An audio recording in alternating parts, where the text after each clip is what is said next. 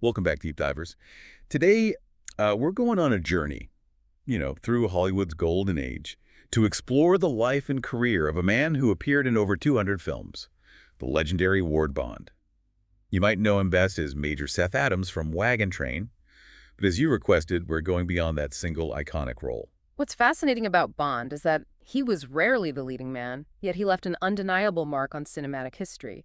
His filmography reads like a best-of list from Hollywood's golden age. Seriously, over 200 films. That's mind-boggling. We got articles, film details, and even some fun behind-the-scenes stories to paint a picture of this enigmatic figure.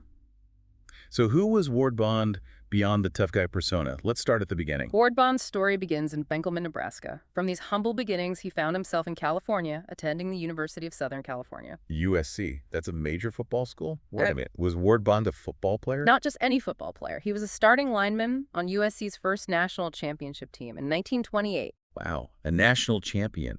I can already see how that athletic background, that grit and determination might have shaped the characters he played. A lot of his roles have that tough guy, no-nonsense vibe. It's fascinating how life experiences shape an actor's persona. And Bond's time at USC wasn't just about football.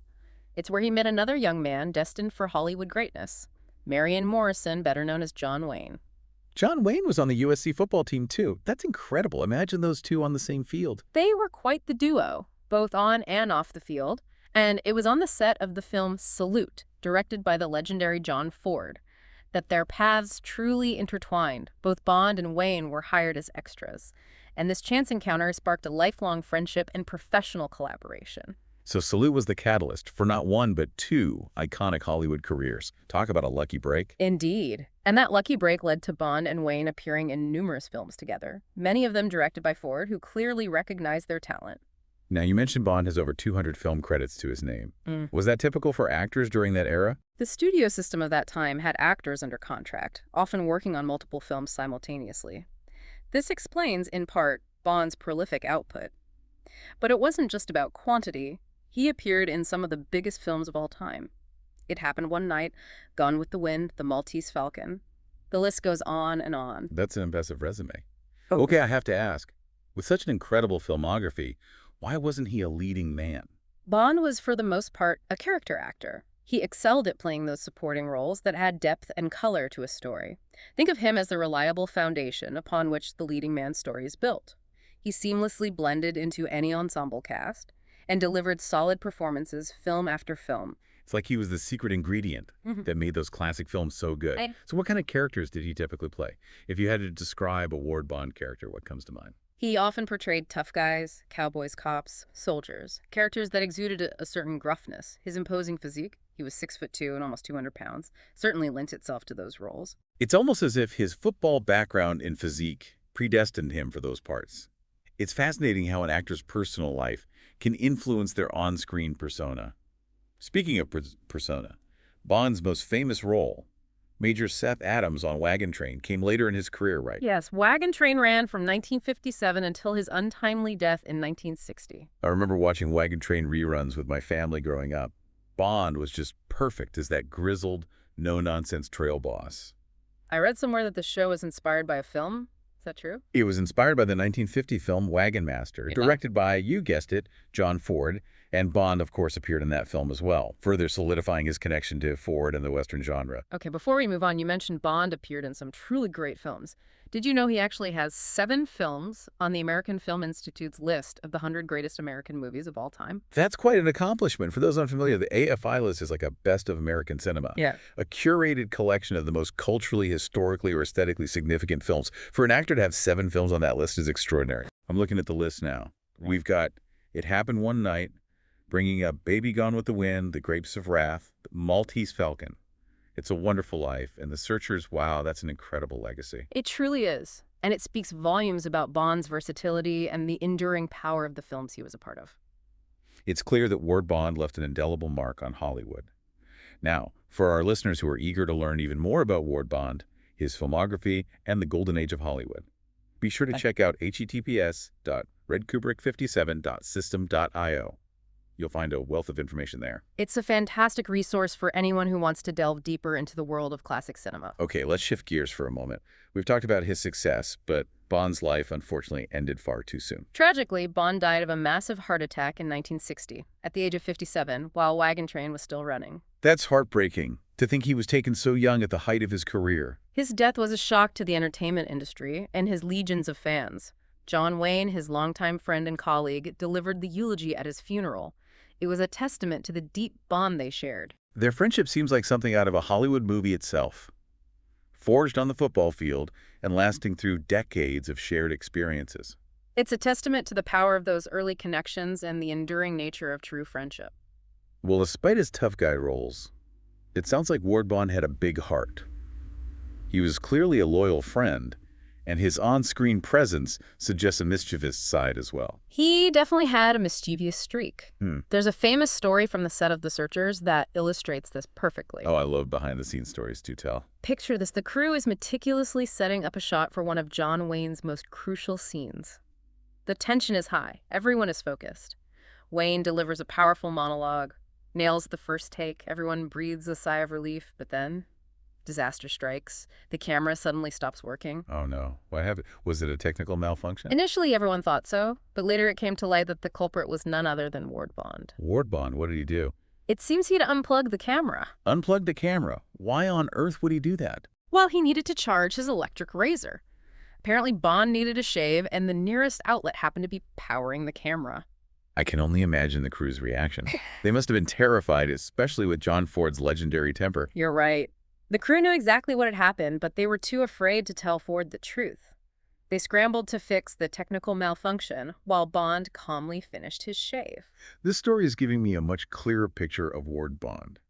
It sounds like he was a prankster at heart, even on a serious film set. But we can't forget his incredible filmography. You mentioned earlier that he appeared in 7 films on the AFI's 100 Greatest American Movies list.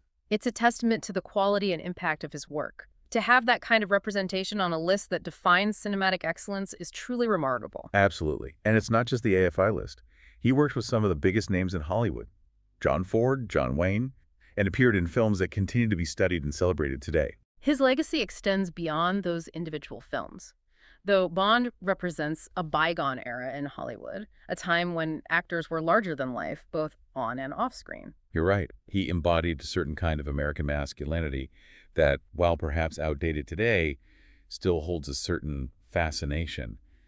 It's that rugged individualism, that sense of adventure and self-reliance that we see in many of his characters. And it wasn't just a performance. Bond lived that way off screen as well. He was a staunch conservative, a vocal anti-communist, and he wasn't afraid to speak his mind even when it put him at odds with the more liberal elements of Hollywood. That's interesting. It's unusual to find such outspoken conservative views in Hollywood, especially during that era. Do you think his political beliefs ever affected his career?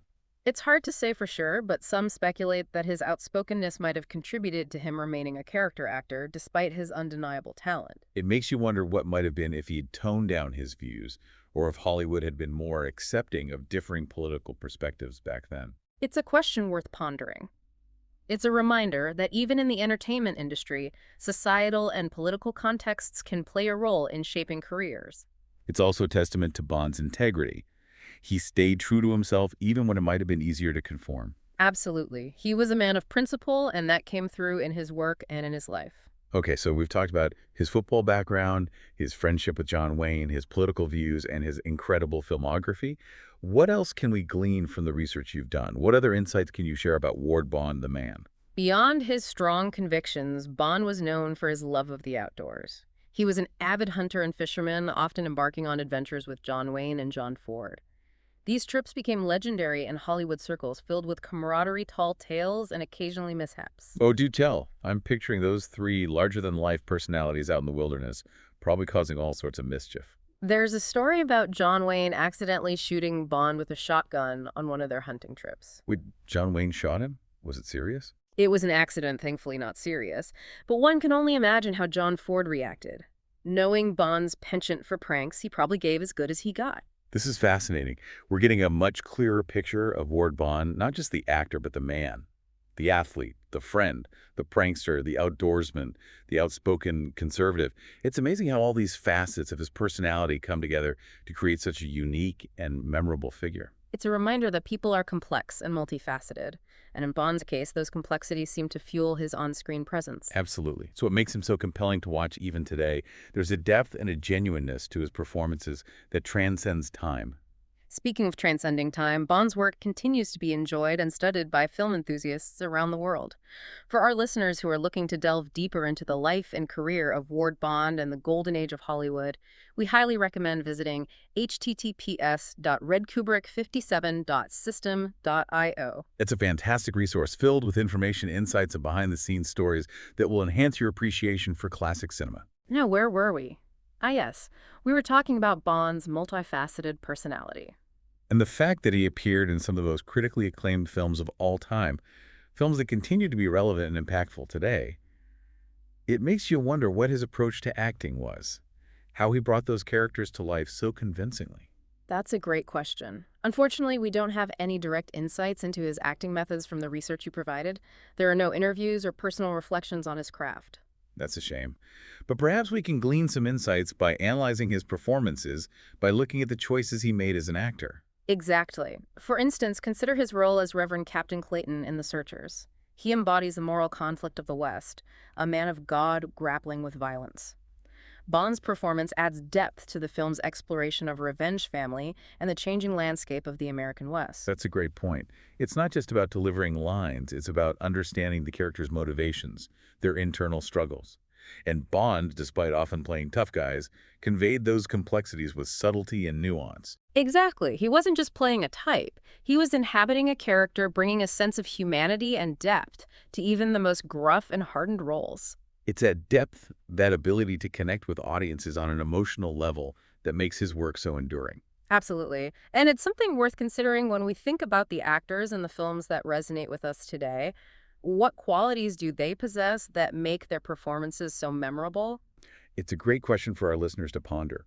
So what else can we uncover about Ward Bond? Are there any other aspects of his life or career that you think are worth exploring? Well, we haven't really touched upon his transition from film to television. Well, we haven't really touched upon his transition from film to television. That's true. We focus mainly on his film career. What was it like for him to move from the big screen to the smaller screen? It's an interesting aspect of his career. Bond made that transition seamlessly at a time when television was still a relatively new medium. And Wagon Train, of course, became a huge success, cementing his status as a TV icon. It's funny to think about it now, but back then, some actors saw television as a step down from film. There was definitely a perception that film was more prestigious, but Bond embraced the challenge, and he brought the same intensity and authenticity to his television roles that he did to his film work. And it paid off. Wagon Train was a massive hit and introduced him to a whole new generation of viewers. Do you think he enjoyed working in television? From what I've read, he seemed to relish the fast-paced nature of television production, and the role of Major Seth Adams allowed him to showcase his leadership qualities and his deep connection to the Western genre. It sounds like he found a perfect fit for his talents and his personality in that role. Yeah. It's amazing how Ward Bond, despite not always being the leading man, managed to have such a profound impact on Hollywood. It's a testament to the power of character acting. Bond understood that every role, no matter how big or small, is an opportunity to contribute to the story, to create a memorable moment. He truly was a master of his craft, and his legacy lives on, not just through his films and television shows, but also through the countless actors he inspired. Absolutely. His work ethic, his dedication to his craft, and his ability to embody a wide range of characters serve as an example for aspiring actors even today. Well said. It's been a fascinating journey exploring the life and times of Ward Bond. We've learned about his athletic beginnings, his enduring friendship with John Wayne, his political convictions, his love of the outdoors, his mischievous side, and of course, his incredible filmography. We've uncovered the man behind the tough guy persona, revealing a complex and multifaceted individual who left an indelible mark on Hollywood. For listeners eager to continue exploring the world of Ward Bond, we encourage you to visit https://redkubrick57.system.io. It's a treasure trove of information on the man, his movies, and his impact on Hollywood history. It's a fantastic resource for anyone who wants to delve deeper into the golden age of cinema and the lives of the actors who brought those classic films to life. Well, folks, that brings us to the end of our deep dive into the life and legacy of Ward Bond.